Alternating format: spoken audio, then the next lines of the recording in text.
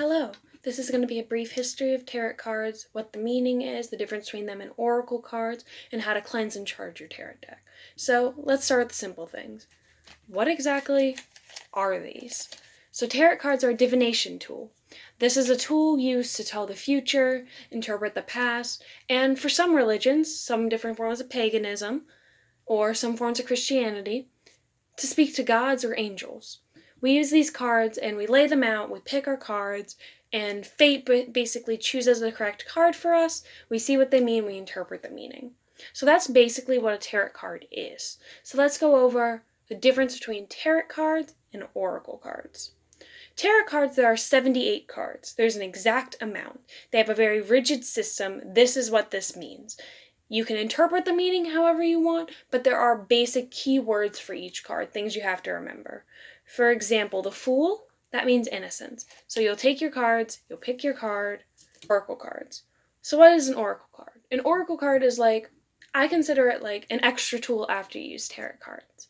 They give a little more explanation about what it means. They explain more basics about it, like if I pull a tarot card for the Fool and then I pull a love card, maybe it means I'm a little too innocent in my love. I have puppy love for somebody, and it's something I would need to look into. So they're not a very rigid system. There's not an exact amount of how many cards there are for this. So let's talk now about cleansing and charging your cards. First thing you always want to do when you get a deck is you want to cleanse it. There are many different ways to do this. My personal favorite is I use sandalwood incense, and I run it over the sandalwood incense, and that cleanses and charges them in some ways.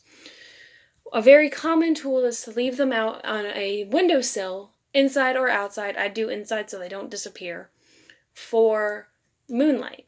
I would usually use the full moon is best for this. So you'll leave them out overnight. You can either do that or sunlight, but with sunlight you have to be careful. If you do sunlight for too long, it can blanch the cards. So you need to be really careful with that. You can also cleanse them by putting certain stones like hematite, amethyst, quartz on top of them, and they'll suck the bad energy out.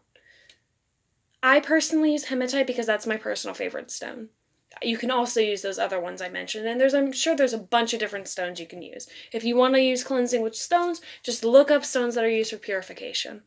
Now, once you've cleansed your deck, you want to charge it. The way you can do this is by simply shuffling. Take your cards, shuffle them, and you've cleansed them.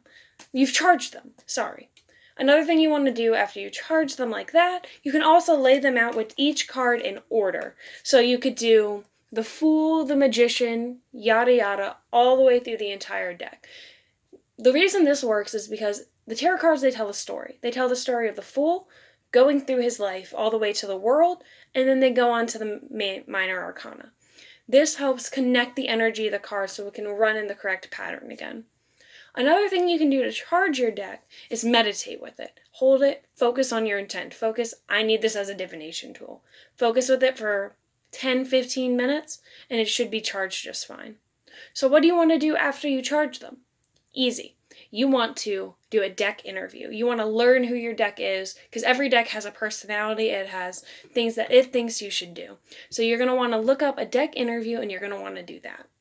So that is the basics of basics for tarot cards. The next episode, we're going to go over the major arcana, starting with the Fool and going through the Empress. All right, thank you so much for watching. If you liked it, subscribe, ring that bell icon, and I'll see you guys next time.